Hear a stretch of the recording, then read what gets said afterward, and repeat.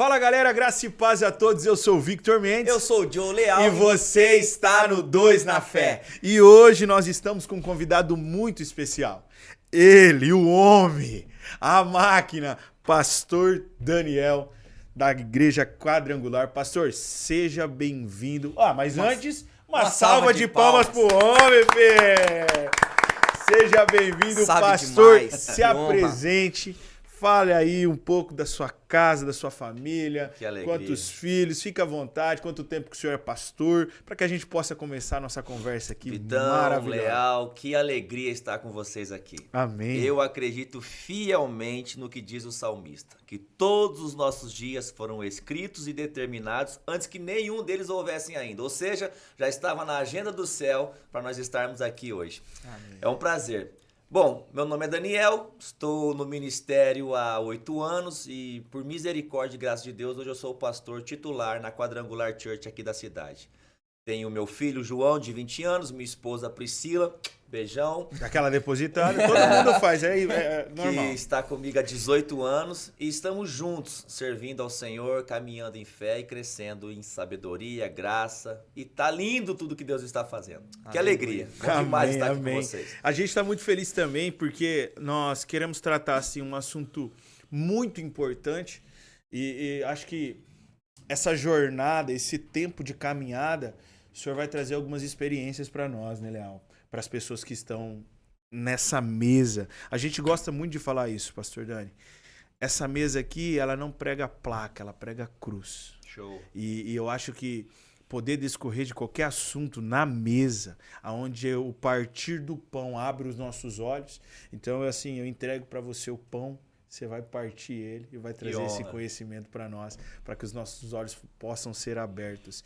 E o tema, assim, que a gente queria discorrer e tá curioso, não só nós, mas todos que estão nos assistindo, é que hoje a gente se converte. Beleza, me converti, um novo convertido e tal. Só que depois disso, me converti, agora qual que é o papel? Porque né, você chega lá na igreja e a gente tem uma tradição, o crente mesmo, ele é terrível, ele fala, você quer aceitar Jesus? Aí ele manda um aceitar Jesus. E tá tudo bem, a pessoa vai lá, aceita, o culto foi poderoso, benção, glória a Deus, banda, louvor. Daqui a pouco ele vai pra casa. E aí ele fala assim... E depois? E agora?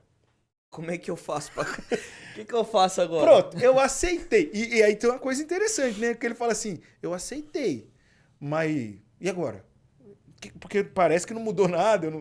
E aí a gente precisa que as pessoas entendam que após ouvir a voz, o chamado, qual que é a prática de vida que essa pessoa vai passar a ter, qual que é a vivência que ela vai experimentar. O que o senhor poderia falar para nós, para aquele que está se convertendo e precisa encontrar esse evangelho? Vamos lá. Leal, Vitor, é o seguinte, eu acredito muito no evangelho na prática. O evangelho de uma vivência cristã diária. Todavia, nenhum de nós nascemos prontos. A Bíblia diz que nós devemos conhecer e prosseguir em conhecer o Senhor. Então, são processos. Há 18 anos, quando eu me converto, esse Daniel que você vê hoje não é o Daniel de 18 anos atrás. Quando eu cheguei a Cristo, a minha conversão, apesar de ter sido uma conversão genuína, ou seja, eu entrei perdido, eu entrei drogado, conheci a Cristo e fui instantaneamente liberto. São 18 anos limpo, nunca tive uma recaída, um desejo de voltar, nada. Por quê? Porque aquilo que me preencheu foi muito maior do que qualquer experiência de drogas que eu tive. Sim. Porém, ainda assim, sendo genuinamente uma conversão, existiam muitas coisas, como ainda existe, que foram sendo tiradas ao longo do tempo, que aí entra a vivência. Eu comecei a conhecer o Senhor, comecei a ter o conhecimento bíblico e com a verdade eu comecei a ser liberto em várias áreas. Eu defendo muito um evangelho na prática, por quê? Porque o Daniel antes de Cristo era um. O Daniel depois de Cristo se tornou outro. Mas o que vai mostrar para minha família, o que vai mostrar para a sociedade, o que vai mostrar para os meus irmãos que realmente houve uma mudança? Não é o meu falar, não é a minha oratória, mas sim a minha prática de vida. Nós vamos ver na palavra de Deus o conselho que se roubava, não roube mais. Se furtava, não furte mais. Se mentia, não minta mais. Então, como que uma sociedade nos dias de hoje vai saber quem é os verdadeiros cristãos? Eu acredito que vocês vão lembrar de um tempo onde os crentes eram conhecidos como o estilo de roupa, a Sim. maneira que se portava, Sim. no seu cabelo, ou a calça, A Bíblia na ou mão. o tamanho da Bíblia. Alguns tinham a Bíblia grandona, sim. parecia a tábua dos 10 mandamentos. Então, hoje já não é mais assim. Então, quem vai saber quem é o cristão dos dias atuais? Através das obras, da prática da vida diária.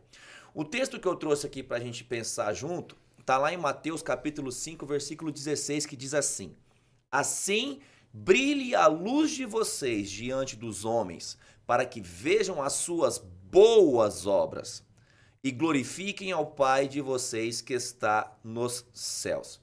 Hoje, para nós vivenciarmos a Cristo e mostrar para uma sociedade Jesus, não é mais na forma de falar. Porque qualquer um pode falar, Léo. Hoje nós temos a IA, hoje nós temos o chat GPT, qualquer um pode montar um sermão e, se tiver uma boa oratória, falar em nome de Deus. Sim. As pessoas estão cansadas de falácias, pois todo mundo fala. As pessoas querem ver obras, vivência. Porque não adianta nada alguém falar hoje, mas não viver amanhã.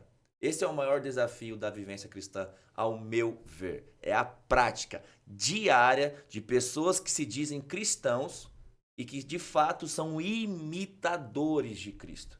Eu acredito fielmente que ainda é possível de encontrar homens e mulheres de Deus que não só falam de Jesus, mas que vivem Jesus. Eu acho que uma coisa legal, né, Léo, dessa conversa, para as pessoas poderem entender, porque não é o que nós estamos dizendo nessa mesa que você precisa fazer para ser. Nós estamos dizendo que, a partir do momento que você entende quem você é, as obras se manifestam, né, Dani? Porque eu acho que é isso que está mudando na cabeça das pessoas. Elas estão indo à igreja procurando uma melhoria de vida, e aí ela acha que é o comportamento dela que vai fazer com que a vida dela melhore. E aí é onde que a glória de Deus não se manifesta. Exatamente. Porque, por isso que esse texto que você usou é muito lindo, porque ele está dizendo assim, ó, no final, o Dani que teve uma transformação genuína, não foi porque ele foi lá e falou para Deus, ó, eu vou parar de fazer. Olha, isso aqui é forte o que você disse. Entrou algo dentro de você que te mudou, que te transformou. Então, olhando para essa perspectiva, o que você acha que as pessoas precisam acho que transformar a mente delas a respeito de Jesus, Dani, dessa conversão? Porque falar de conversão é um pouco complicado, porque cada um teve a sua experiência, né? É um multiverso. É um multiverso. Então a gente vai ver várias formas. Mas o que elas precisam entender para que elas consigam essa vivência? Porque alguém deve estar falando assim, beleza, Dani, a vivência é essa. Prática, obra, mas como que eu faço para me chegar nesse lugar? Vamos lá. Eu acredito fielmente que todos os dias Deus dará a cada um de nós a oportunidade de fazer o bem e a oportunidade de fazer o mal. Lembra quando Deus repreendeu Caim, perdão. Lembra quando Deus repreendeu Caim? Está diante de você fazer o bem e fazer o mal. Cabe a você dominá-lo. Então, uma vez que eu estou em Cristo, uma vez que eu comecei a conhecer o Senhor, a sua palavra, todo dia eu tenho a oportunidade de escolher se eu quero fazer aquilo que agrada ou não. E automaticamente eu escolhendo, é isso que vai revelar a minha vivência cristã. Por quê? Se eu escolhi fazer o certo, fazendo o certo, as minhas boas obras serão manifestas e Deus vai ser glorificado através delas. Mas, claro, isso aqui não parte de mim, partiu daquilo que entrou em mim, que eu recebi. Se você me perguntar assim, Dani, por que você acredita tanto? Por que você crê tanto? Só existe fé real porque houve um acontecimento real. Eu era perdido, fui encontrado. Eu era drogado e fui liberto. Então eu sei o que aconteceu. E por mais que eu tente transparecer isso, não é qualquer um que vai entender, porque fui eu que vivi. Como tu mesmo falou, existem inúmeros tipos de conversão. Alguns levam tempo. Jesus, para curar um, ele disse, tenha os seus olhos abertos. Para curar outro, ele fez barro e untou os olhos. Então, independente de como foi a conversão, o que vai dizer após a sua vontade de querer fazer o certo. Porque Jesus não vai descer e falar assim, ó, não vá por esse caminho. Ele vai te mostrar os caminhos. Aí você escolhe o que fazer. Então eu acredito que a vivência cristã tem muito mais a ver com um renunciar do meu eu e querer fazer aquilo que a palavra me diz que tem que fazer. Porque a palavra, eu entendo a Bíblia como um manual do proprietário. Como que eu quero vencer sem conhecer o manual do proprietário? Se liga, qualquer um que está aqui nos assistindo, quando compra um eletrodoméstico novo, quantos de vocês leem o manual do proprietário? Muitas vezes não lê. Aí coloca no 220 o que é 110, e o que vai acontecer? Vai dar ruim. E como bons brasileiros que somos, muitas vezes vamos querer ir lá e ainda forjar a garantia, mas estamos errados. Por quê? Porque não lemos o manual do proprietário. A Bíblia é o manual do proprietário. Tudo que eu tenho que fazer para melhorar está ali. Tudo que eu tenho que fazer para dar certo está ali. Então a questão é o quanto nós estamos dispostos a seguir o manual do proprietário. Uma vez que seguimos, não tem como dar errado. Não tem como. É uma perspectiva de natureza, não é, né? Léo, não é, mas é necessário. Porque quando Paulo, principalmente quando ele está escrevendo em Gálatas lá, ele fala assim, ó, vou falar para vocês o que são as obras da carne, mas vou informar vocês o que é o fruto do Espírito. E eu acho que é isso que você está falando para nós aqui. Porque tem pessoas que acham que eu vou então, agora que eu sou um convertido, eu vou cantar para ver se eu consigo alcançar o coração de Deus, eu vou pregar para... E não tem nada a ver com isso. Tanto é que, fazendo uma conexão entre esses dois textos, quando o sacerdote, o levita, está descendo para Jericó, de Jerusalém para Jericó, e encontra o caído, eles não revelaram a boa obra. Boa obra não tem a ver com o que eles foram fazer no templo, mas a ação do fruto que deveria estar dentro deles, que era o exercício do amor, um caráter transformado. Então, se você olha para isso, tem gente que está lutando para fazer coisas para ver se consegue atingir o coração de Deus. Só um adendo, Léo, me permita? Sim. Opa! Pegando ainda Gálatas capítulo 5, do 22 em diante, como que então eu defendo fielmente as boas obras? Só vai conseguir realizar uma boa obra quem de fato recebeu o Espírito Santo. Por quê?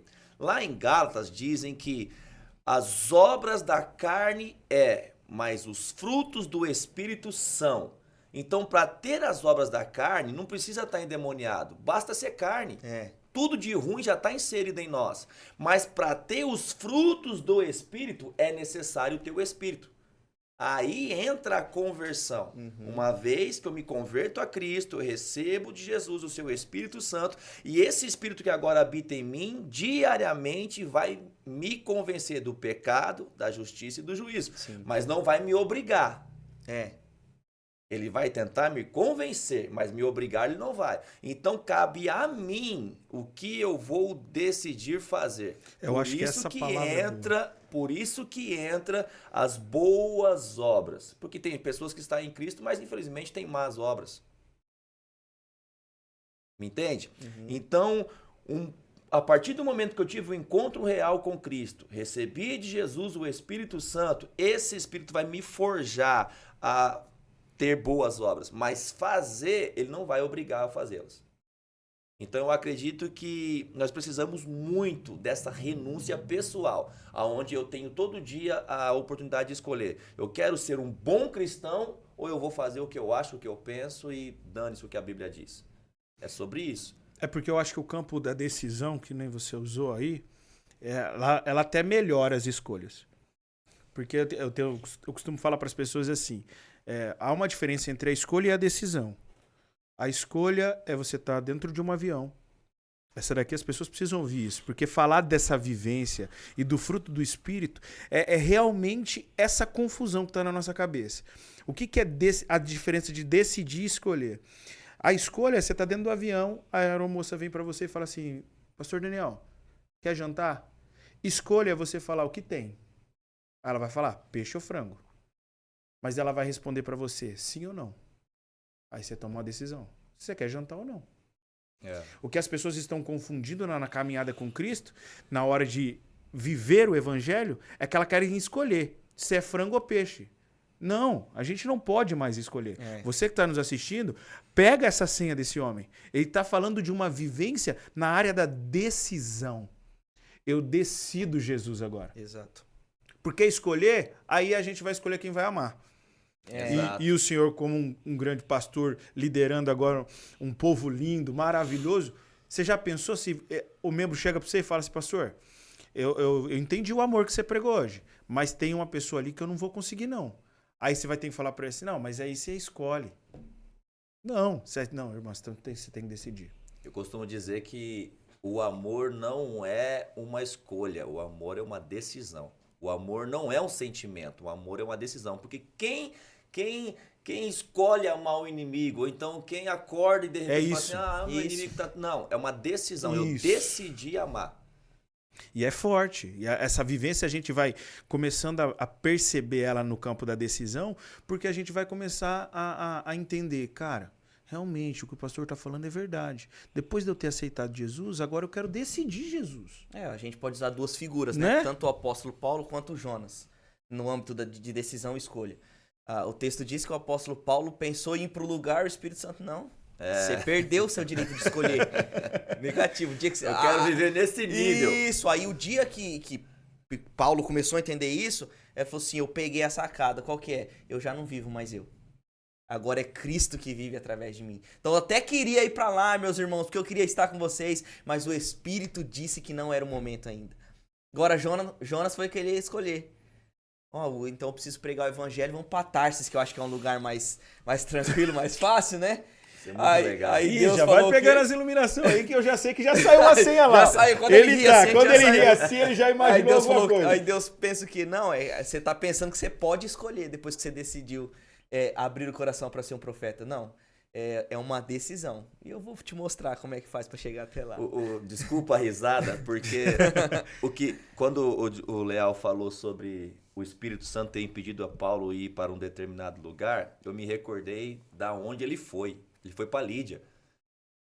E a Bíblia diz que quando o Espírito Santo o impediu de ir para uma determinada cidade, ele vai para outra, ali a sucessão de acontecimentos é o que me leva a querer viver nessa dependência, velho. Por quê? Ali ele chega numa cidade onde, vou ser bem sucinto para não fugir do nosso tema, mas ele chega numa cidade onde uma menina era possessa de um espírito adivinhador, passa um dia, passa dois, passa três, de repente ele fala, opa, parece que você tá demais, porque quando ela via eles, ela falava o quê? Eis aí os homens de Deus que anunciam o evangelho da salvação. Primeiro dia tudo bem, segundo talvez, no terceiro Paulo falou, pá, tá demais, propaganda grátis? Como assim? Paulo encosta, né, e fala assim, espírito, sai dela. Ela é liberta. Aí depois disso eles vão presos, ele e Silas vai preso, depois de um dia inteiro vai parar no cárcere inferior.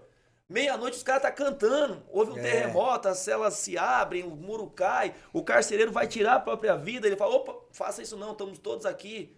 O carcereiro, eu quero servir esse Jesus de vocês, o que eu tenho que fazer? Aí vem aquela promessa que a gente prega e graças a Deus por ela, creia no Senhor Jesus e será salvo tu e tua casa. Naquele instante o carcereiro que bateu no cara de manhã, leva o cara pra noite na casa dele, cuida das feridas, é batizado. Então olha a sucessão de acontecimentos uma vez que a gente vive em obediência. Exato. Talvez alguém que está nos assistindo está dizendo assim, a minha vida nunca flui, nada dá certo.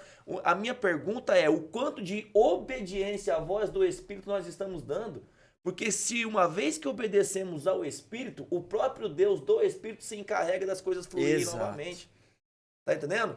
Então é bom demais viver nessa dependência. Eu não quero, Leal, Vitor, eu não quero dar um passo sem que Deus aprove. Eu faço igual Moisés, Senhor, se o Senhor não for comigo, eu também não vou. Não dá. Ainda que a proposta pareça boa. Isso. Promesse um anjo. Não vou. Deus. Porque promessa um anjo parecia não ser tão ruim, não. Não. E de vez em quando a gente tá trocando por uma coisa assim... qualquer coisa, não é nem um anjo.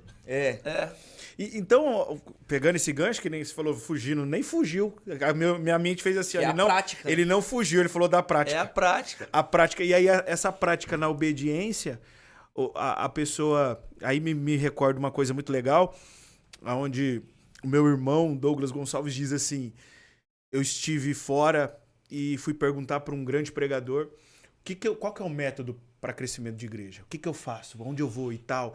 Aí ele olhou assim para ele e falou assim, é simples. Ouve e faz. Uau. Ouve e faz. Aí o cara falou assim, como assim? Ele falou, constrói uma arca. Sai da sua terra, vai pra tua parentela. É disso. Aí você tá falando dessa prática de vida aí, ó. ouve e faz. A obediência. Então, as pessoas que se converteram, acho que o primeiro passo delas é essa obediência. E qual que é a essência da obediência no seu ponto de vista, pastor? Para que essa pessoa possa entender que, tipo assim, porque a gente tá numa conversa, que a conversa é boa. Sim. Ela precisa entender, porque eu acho que esse foi o ponto de partida que o Espírito te trouxe. Beleza, você vai falar, aceitei Jesus, opa, agora... Mas e agora? Aí você já lançou falar que nem os jovens, que tem jovens no assistindo, né? Lançou a braba. A obediência. E qual que é a essência pro senhor dela? Eu compartilhei algo esses dias de admiro muito Luiz Hermínio. E ele estava falando sobre arrependimento. Ele falou que não tem como gerar a obediência sem antes ter o arrependimento. O arrependimento é a porta de entrada para a obediência. Uma vez que nos arrependemos, obedecer é consequência. Dificilmente alguém que não se arrependeu vai obedecer. Tá duro, tá resistente. Entendi. Agora, se houve um arrependimento, a obediência vai vir natural. Exemplo. Quando nos arrependemos dos nossos pecados, entregamos nossa vida a Cristo, reconhecemos Jesus como nosso único e suficiente Salvador, qual é o próximo passo? Automaticamente é o batismo. Porque muitas pessoas são roubadas do batismo, porque ou não se arrependeram ou estão na mão de doutrinas humanas, tem que esperar um pouco mais, você não está pronto. Quando na verdade a única condição, você que talvez não é batizado, atente-se nisso. A única condição que Jesus deixou clara para o batismo é crer, ide por todo mundo, pregai o evangelho a toda criatura, e aquele que crer e for batizado será salvo. Pastor, quanta prepotência dizer isso. Não, eu sou responsável do que eu estou falando e eu vou prestar conta disso. Sim. A Bíblia diz que a única condição para o arrependimento, para o batismo, é o arrependimento. Então, uma vez que eu me arrependo, não tem o que me impede de descer as águas. Uma vez que eu me arrependo, não tem o que me impede de praticar a vivência cristã, que o próximo passo é o batismo. E assim sucessivamente. Então eu me batizei, agora eu estou santo? Não, querido, vai continuar essa obra. Filipenses capítulo 1, versículo 6. Aquele que começou a boa obra em nossas vidas, porque não fomos nós que o escolhemos, mas ele escolheu a nós. Aquele que começou a boa obra em nossas vidas é fiel para terminar. Então, o Vitor que chegou a Cristo um dia era um, mas com certeza hoje já é outro. Sim.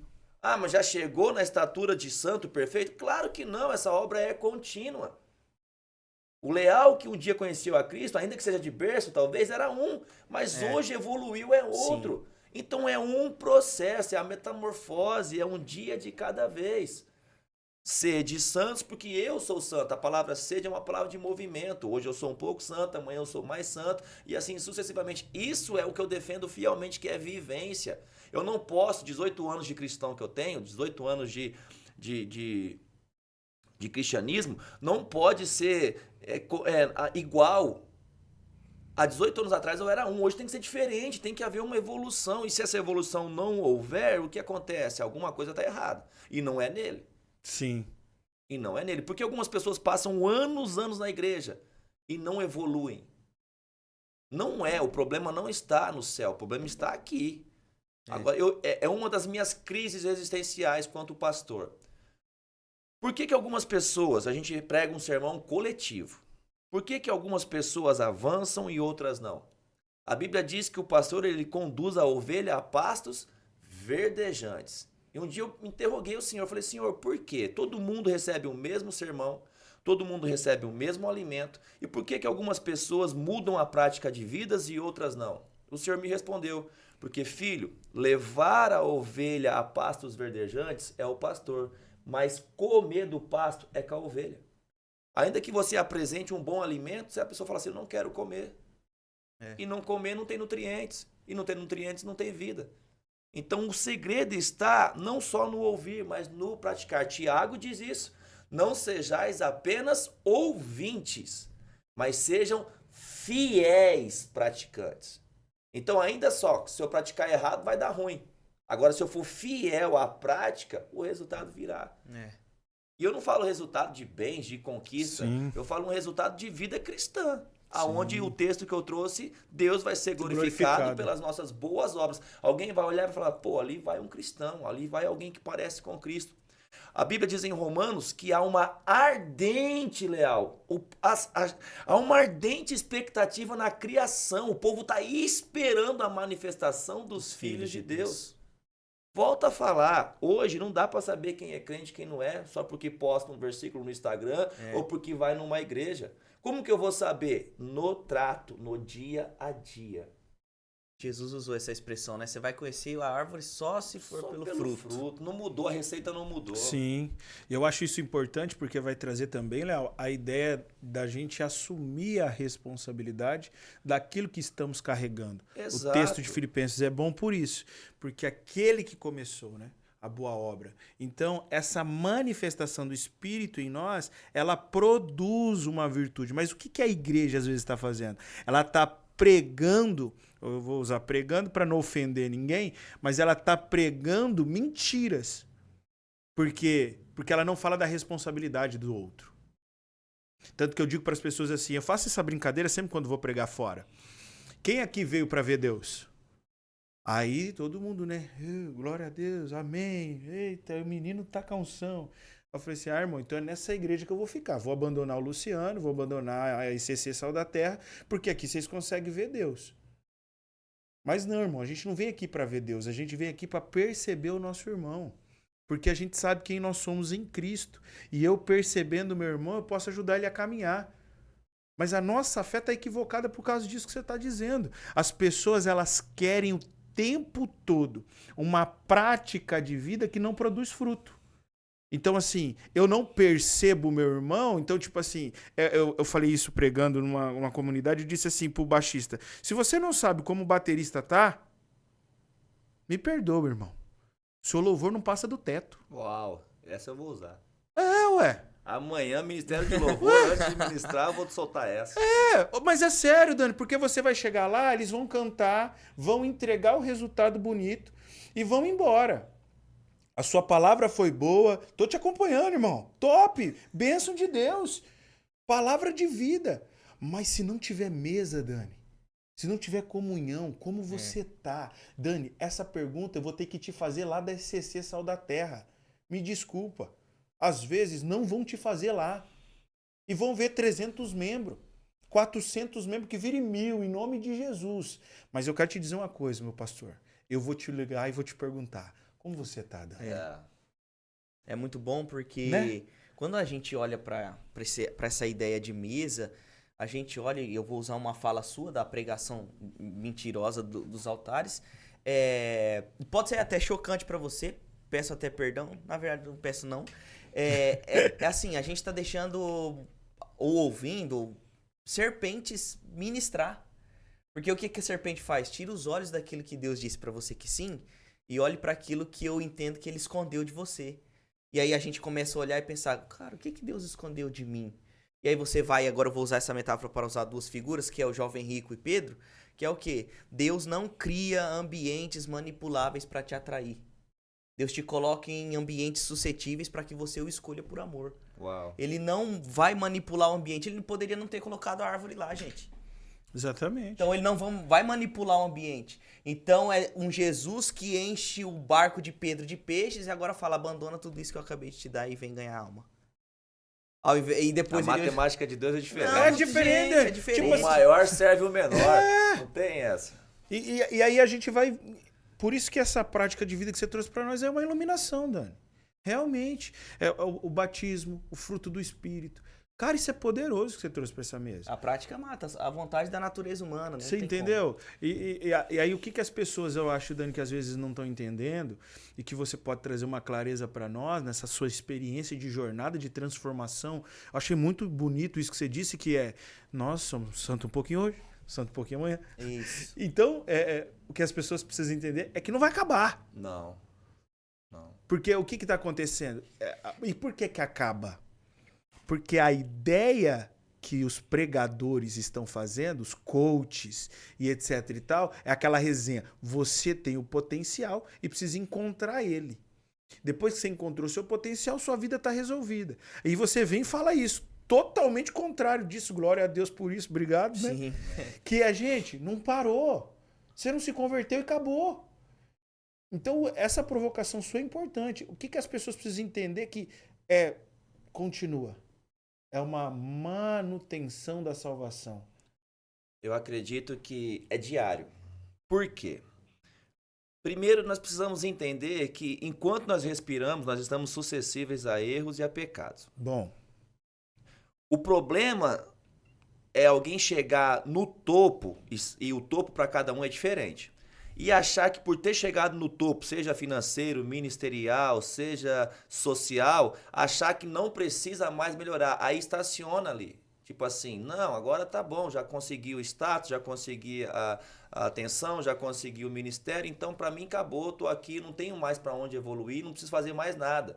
Pelo contrário, quanto maior é o auge de uma pessoa, se não cuida, maior é o seu tombo.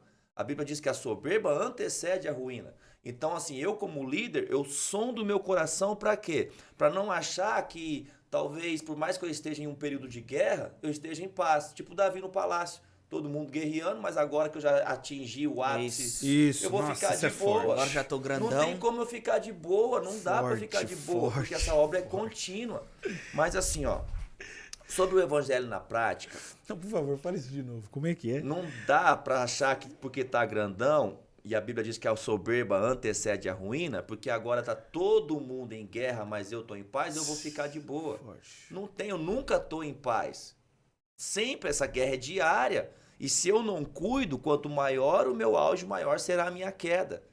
Então eu sondo muito o meu coração para isso. Não é porque tá dando tudo certo, como eu compartilhei com você nos bastidores, Sim. que agora então, tipo, agora eu posso baixar a guarda. Vou tirar o pé. Não, cara, agora que eu tenho que continuar. Por quê? Porque o meu raio de influência aumentou. A minha network, gospel ou então social aumentou. Então eu quero que Cristo seja glorificado através das minhas boas obras, então eu não posso vacilar. Por isso que eu volto a dizer, é diário. Um dia o Daniel foi um, hoje o Daniel é outro e amanhã o Daniel continuará melhorando. Por quê? A Bíblia diz assim, ó, nós devemos conhecer o Senhor e prosseguir em conhecê-lo. Leal, Vitão, eu acredito muito no evangelho humano. Porque hoje todo mundo sabe falar, volta a falar, todo mundo tem uma boa oratória, todo mundo consegue se portar socialmente, tem cursos hoje para você aprender a falar em público e isso é muito válido. Mas quando o assunto é evangelho, não basta saber falar. Eu acredito num evangelho humano, no trato de pessoas. Eu não quero ser um líder, ficar grandão e amanhã não conseguir sentar com alguns irmãos e conversar. O seu José foi lá e não conseguiu ter acesso ao Senhor. Você entende? Não faz sentido isso. Não tem sentido. Não precisamos ser muitos como congregação, mas precisamos ser verdadeiros. É que o homem é focado em números, essas paradas todas, sim, eu entendo isso. Sim. Eu entendo isso. Mas eu sondo muito meu coração para não perder de ser de viver um evangelho humano. A gente vai para a Bíblia e a gente vai ver que por causa da humanidade, do testemunho e da mudança de vida e da vivência cristã de alguns, toda uma cidade foi impactada. O endemoniado gadareno. A Bíblia diz que por causa do testemunho dele, toda Decápolis ficou admirada.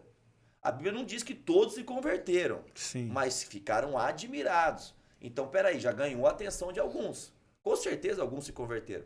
A mulher samaritana, por causa do testemunho daquela mulher, toda Samaria foi evangelizada. Então, peraí, eles começaram com o quê? Com uma boa oratória? Eles começaram com um bom discurso de palavras eloquentes? Não, eles começaram na prática de vida. O cara é um endemoniado, não é mais. Vivia no sepulcro, hoje está socialmente bem vestido e conversando naturalmente. Essa mulher era uma piriguete, tinha um monte de marido, mas agora não, agora ela está firmona, parou. Então, peraí, é a minha vida que vai mostrar para outros a realidade de Cristo. Eu volto para minha cidade natal, Araçatuba, se um dia esse podcast chegar lá, esse corte chegar lá, todo mundo de Araçatuba, tô vivo, tô bem. Quando eu volto para minha cidade, depois de 17 anos que eu mudei de lá para cá, eu me converto e mudo. Quando eu volto para lá, algumas pessoas que me encontram falam assim, cara, eu pensei que você estava preso, eu pensei que você tinha morrido, porque não viram o meu processo de conversão. Mas quando eu volto para lá e começo a mostrar o que Deus fez na minha vida, alguns começam a falar assim, poxa, é real, Deus existe. Então hoje as pessoas vão ver Jesus em nós, não pelo que falamos, mas pelo que vivemos. Dani, então você está vendendo a imagem de um cristão perfeito? Não, eu estou vendendo a imagem de um cristão humano. Vou errar, posso falhar, mas existem virtudes em mim que revelam um Cristo real. É tanto que tem uma frase que eu digo que nós somos um ser espiritual nos esforçando para ser um bom ser humano. Exato. E essa humanidade, e aqui a gente tá falando de uma humanidade que arranha, Léo, porque se a gente fosse humano mesmo, na hora que a gente sair aqui fora, pega a pessoa que tá na rua e leva para casa. Então, não é uma igreja que precisa da cidade, é uma cidade que precisa da igreja. Sabe? E eu acho que essa mesa tá falando sobre isso. Sim. Essa humanidade. Eu acho isso fenomenal. Eu vejo lá, te acompanho, vejo você na porta, né? Seu, pastor Luciano, né? Fazem muito isso, eu acho legal. E aí, esses dias eu até fui querer trocar com ele lá. Falei, profeta, deixa eu hoje. Ele falou, quero me despedir das pessoas. Aí deu um estalo assim em mim que eu falei assim, caramba, eu achei que eu ia lá pra não substituí-lo, né? Mas eu pensei que ele poderia descansar hoje. Olha que loucura. Né? Pode descansar hoje? Porque na nossa cabeça, infelizmente, a gente tá programado assim, a pensar um evangelho de que... E assim, eu participei de uma denominação que era assim, o pastor, tô com sede, os obreiros corriam para pegar água. Entendeu? Eu queria sentar, não tinha uma cadeira perto, todo mundo corria para pegar a cadeira. E a gente vai vendo... Cara, não... não podemos fugir do assunto, você entendeu? mas hoje, eu acho que se vocês já viram isso também, eu vou... desculpa, vai dar ruim isso aqui. Não vai dar ruim, vai dar bom. Vai dar ruim isso aqui, por quê? Vai, manda. Nós vamos mexer no vespeiro. Vamos. Hoje, nós vemos de um ano pra cá uma tal de uma cultura da honra, aonde os líderes são honrados. Cara, eu acredito, a Bíblia diz, a quem honra, honra, a quem tributa, tributa, tudo isso é válido. Mas o problema está em confundir honra com bajulação.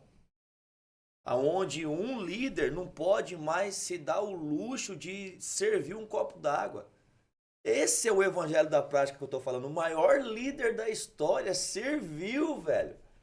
Você entende isso? Você consegue imaginar Jesus servindo? Depois da história da samaritana, perguntaram para ele assim, o senhor não tá com fome? O senhor não quer comer alguma coisa? Qual que foi a resposta dele? A minha comida é fazer a vontade daquele que me enviou.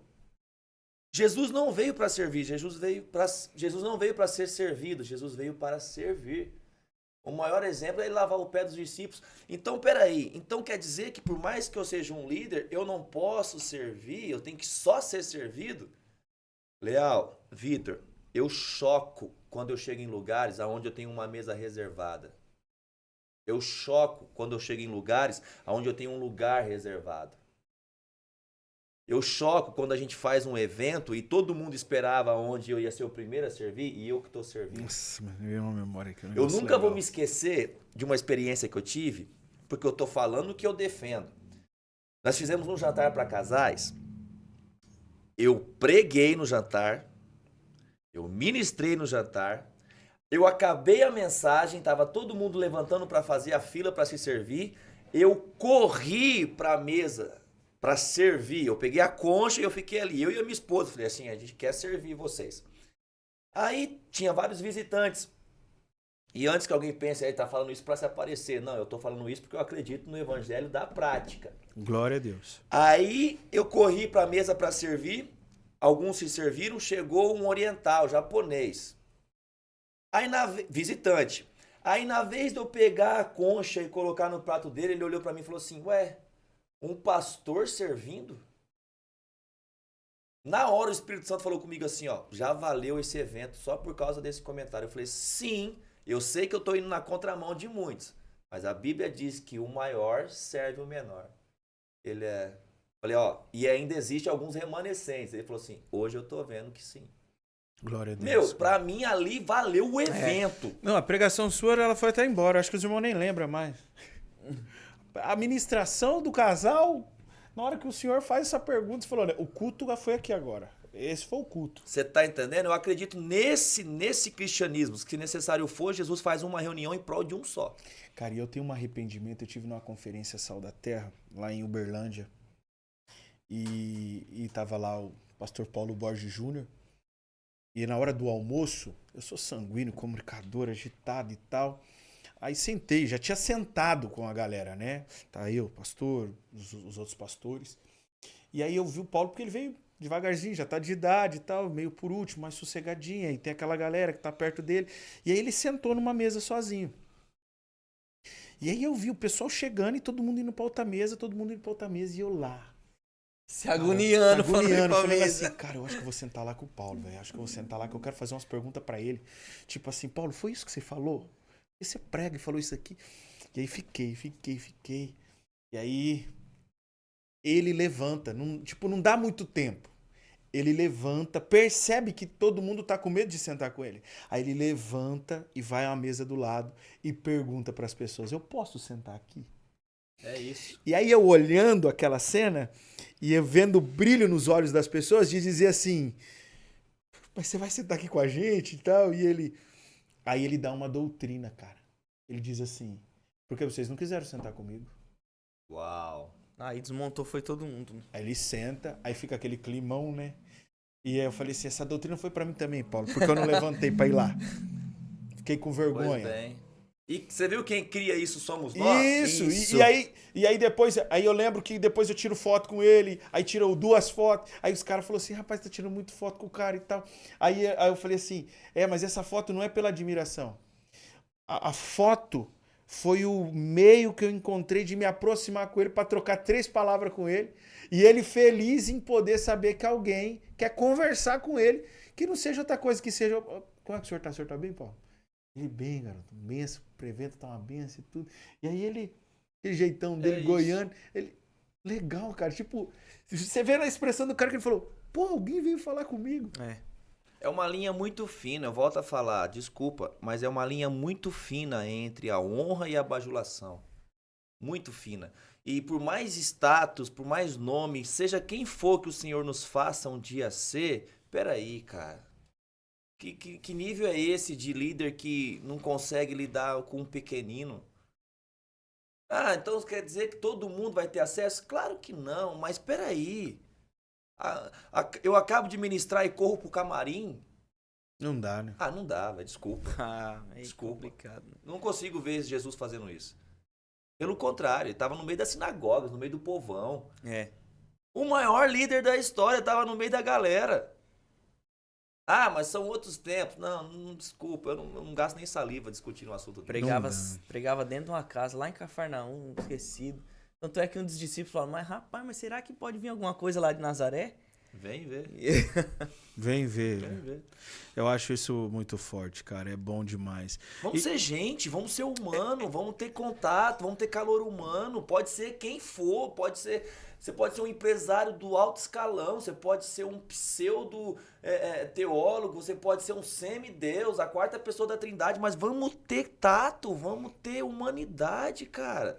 Eu acho que isso que o senhor está falando é tão profundo, porque é uma das coisas que o diabo tem feito, quebrado as relações, sabe? As pessoas não se relacionam mais. Pois é. Não tem troca. Eu digo assim, o meu sonho é ter uma junta-panela com 50 pessoas, no seu caso vai ser maior um pouquinho, mas uma junta-panela com 50 pessoas ao ponto de dizer assim, 25 traz e 25 vem com a panela vazia. Uau.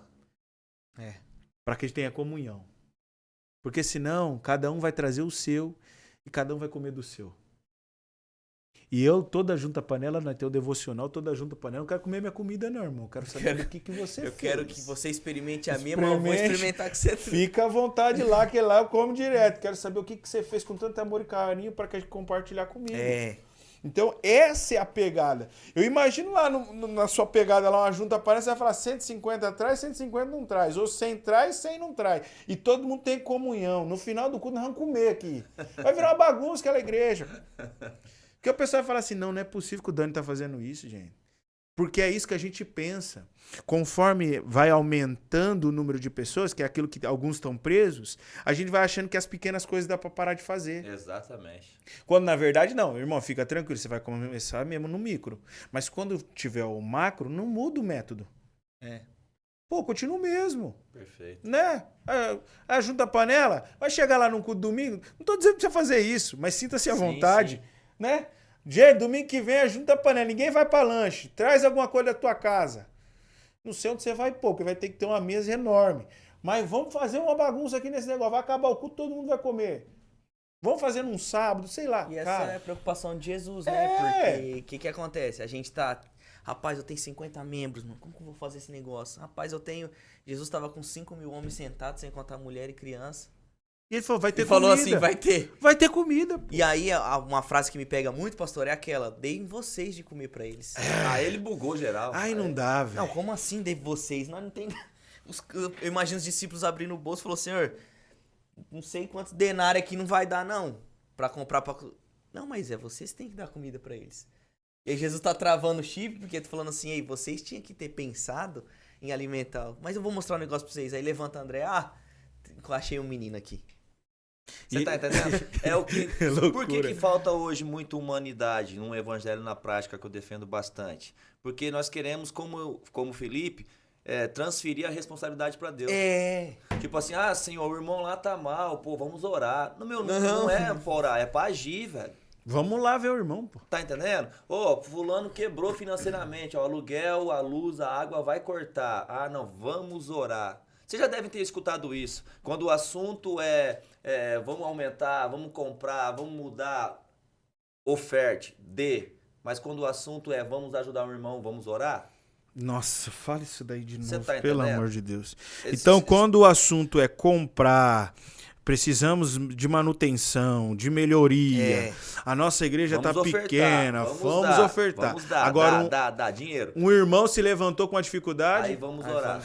Meu Deus. E você pode ver, pastor, isso é tão sério, chega a dar uma arrepiada aqui. Isso é tão sério, por quê?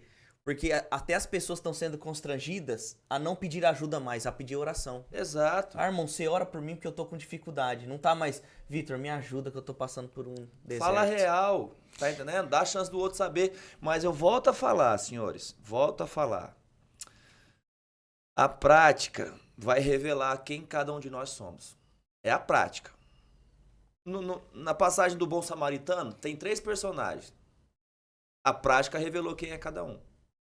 É a prática. Você falou da árvore. Pode ter tronco, pode ter folha verde, pode ter galho bonito, mas se não tiver fruto, daqui a pouco vai secar. O tempo vai mostrar. O tempo revela todas as coisas. Nada como o tempo, gente. Pode ter boa oratória, pode ter um sermão eloquente, pode ter a igreja cheia, pode ter um carro legal, pode ter um Instagram lotado de seguidores. O tempo vai revelar todas as coisas. Nada como o tempo. Isso é legal, né? Porque tem uma frase do pastor que ele diz assim, o pastor Luciano diz assim: o sacerdote tinha roupa de sacerdote, jeito de sacerdote, mas o coração dele era de samaritano. O samaritano tinha roupa de samaritano, jeito de samaritano, mas o coração dele era de um sacerdote. Decidiu servir. Então, essa prática que está na vivência é quando nós olhamos para além daquilo que as pessoas estão vendo. A caráter de testemunho, eu tenho 3 pessoas que ajudam financeiramente a eu abençoar algumas famílias. E não são crentes. 2 não são.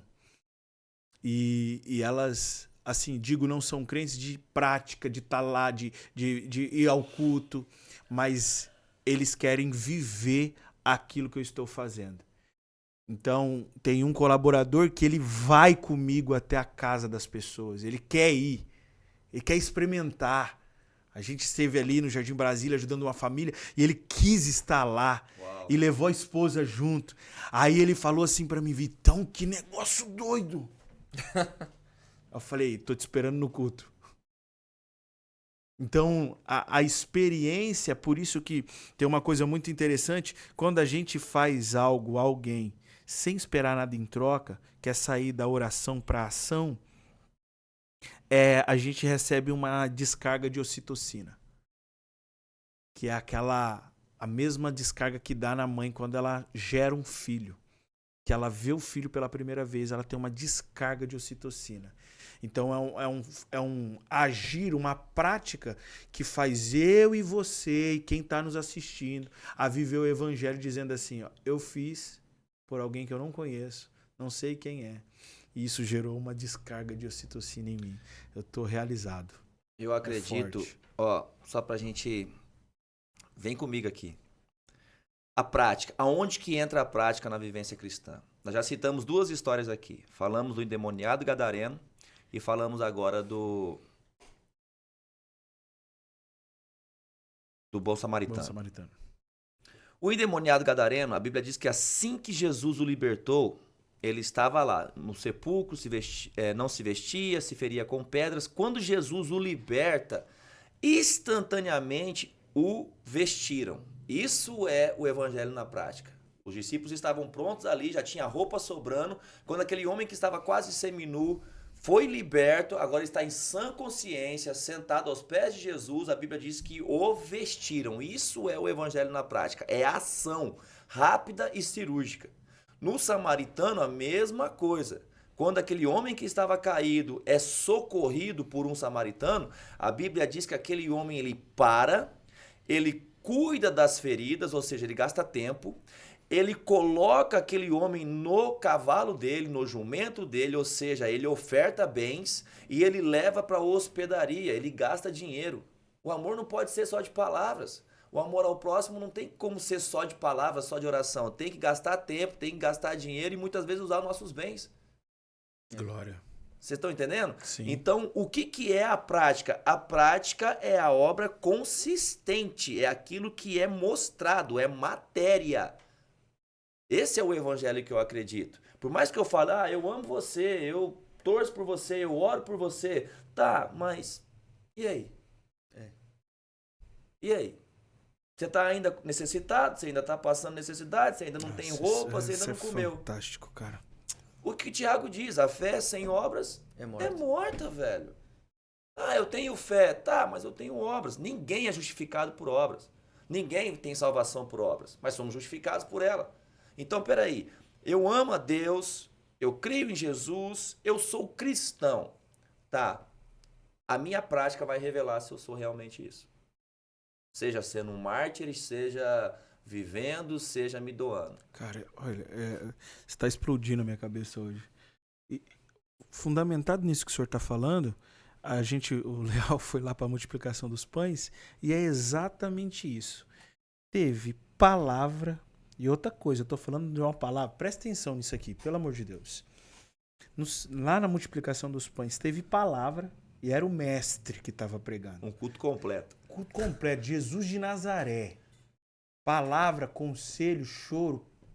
Pensa, todo mundo. Não sei se lá eles davam glória a Deus igual a gente. Saiu mas no pensa, banner da cidade. Eu sei onde isso vai dar. Eu sei onde isso vai Tava dar. todo mundo top, glória a Deus. Mas com fome. Mas com fome. E a prática veio de um menino. O menino falou assim, eu vi tudo que Jesus fez, mas eu sei que agora eu preciso praticar alguma coisa. E você sabe quem que impulsionou aquele menino a praticar alguma coisa? Os pais dele. Porque eles falaram assim, filho, vai com 5 pães e 2 peixes. Porque o filho da Maria vai estar lá com você e você já divide com ele. O nosso problema é que Deus está nos entregando algumas coisas e a gente está achando que é para nós. Por isso que é na prática que o pastor está dizendo. A gente precisa agora repartir. Então, eu costumo dizer isso muito, Dani. E você vai viver isso aí. A pessoa vai chegar lá na tua congregação e vai dizer assim, pastor, que culto abençoado. Deixa eu te contar uma bênção. Comprei um carro, pastor. Troquei de carro e tudo. E vai falar para você, pastor, você não ora para mim? Você já fala para ele, você quer entregar mesmo para Jesus esse carro, irmão? Sei onde isso vai dar. Porque você vai ter que dar carona para um monte de gente. O carro não é mais seu. Você entregou pra Jesus. Você viu o menino, aí você vai pro texto pra ele ver que você não tá brincando. O menino te entregou pra Jesus. Jesus tem uma mania boba, rapaz. Cara, a Bíblia diz que é melhor dar do que receber. Você tá doido? Ele vai partir seu carro no meio e vai dar pros outros. O problema é que as pessoas estão trocando o cestinho pelo maná. Maná você esconde e apodrece dentro de casa.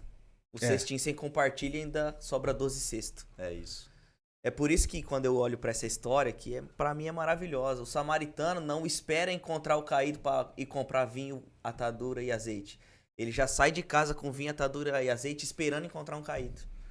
Nossa. Então a prática fica diferente quando a gente experimenta isso. Aí a pergunta pra você e pra nós aqui, que você tá sentado nessa mesa com a gente, foi demais. é o quê? Nós já estamos prontos. Você tá saindo com saindo azeite, pronto. atadura Exatamente. e vinho? Ou você tá esperando encontrar um caído pra sair correndo e comprar? Uau. E outra coisa, quando a gente sai pra ver se parece alguém, né? Ah, se cair eu corro lá. Fica difícil, porque talvez não é alguém do nosso agrado. E pode ser que a gente Exatamente. se encontre como as mulheres que estavam com a lâmpada quase apagando. Ó, vai ver se dá tempo de comprar. Pode ser que não dê. Pastor, você tá louco. Glória a Deus. Eu vou dizer uma coisa pro senhor. Essa conversa de hoje, ela levou a gente para outros lugares. Já vai deixando espaço na agenda, que quando é bom assim, cara, quando flui desse jeito, a gente lota o cara de agenda aqui com a gente. Que privilégio, Glória a que Deus. prazer imenso mesmo poder estar aqui. E assim, nossa, eu tô saindo daqui muito realizado.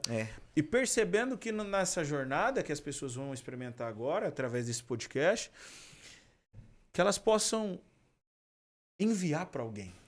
Né, Léo? Isso. Esse é o comunicado que a gente quer fazer para você agora. Chegou o momento de você compartilhar essa palavra, essa mensagem com outras pessoas, para que elas possam, em nome de Jesus, viver a prática de vida no Evangelho. Então curte, comenta. Como é que é? Explica para elas, Léo, como que elas têm que fazer? Você tem que curtir, comentar, compartilhar. Por quê? Porque o YouTube, ele é gerado por algoritmo. Então, se faz sentido para você, ele entendeu que é um conteúdo relevante e vai espalhar para ainda mais pessoas. Então, quando você tem a ação de clicar aí para se inscrever, clicar para ativar as notificações e compartilhar, o YouTube entende, opa, eu preciso espalhar essa mensagem para mais pessoas. E de forma consciente ou inconsciente, você está atribuindo isso também a pessoas que precisam ouvir o que é o evangelho na prática de verdade. E aí, você não deixa de fazer isso, né? Já curtiu? Já era para ter feito isso no início, hein? No começo. No começo. Mas se não deu tempo, agora dá. Vai lá, curte, comenta, compartilha, envia. Põe lá no grupo de jovens, grupo da igreja, lista de transmissão. Manda o Dani pra todo mundo aí que o homem veio com a senha, rapaz. Pastor, e assim, acho que você vê como o evangelho e essa conversa é tão gostosa que a gente vai falando no final tudo. Os membros encontraram o cabeça e foi uma junção. E eu acho que a parte mais impactante foi essa da humanidade, né? Que nós possamos ser humanos. E eu queria que você deixasse uma mensagem assim para as pessoas que elas... Porque assim, vai passando o tempo, talvez elas não peguem tudo, mas elas vão poder ficar revisitando. Mas agora eu queria que você deixasse uma mensagem assim dessa humanidade que você está experimentando em Cristo e como tem mudado isso na sua vida e na vida da igreja. Primeiro, obrigado por me gerar essa oportunidade de compartilhar um pouco de tudo que a gente tem vivido nesses anos. E para você que está conosco, eu queria deixar registrado que o maior líder da história serviu. Tudo aquilo que ouvimos, cada sermão que você escuta, cada podcast que você escuta, nós sempre seremos provados logo em seguida daquilo que ouvimos.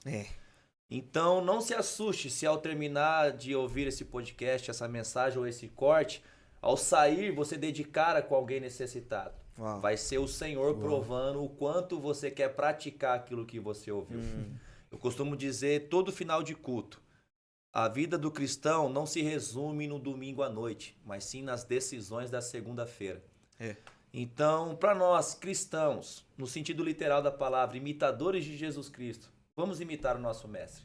Por mais alto que você esteja numa posição, seja ela financeira, social ou eclesiástica, que você nunca esqueça de servir. Que Deus abençoe. Obrigado mesmo, Vitão. Obrigado, Leal. Que o Senhor nos proporcione mais tempo de mesa junto. Amém. Seja Amém. com uma Em nome câmera de ou Jesus. sem. Mas é bom demais estar com vocês. Amém. Obrigado. Amém. E é isso, amados. Estamos chegando ao fim. Quando chega ao fim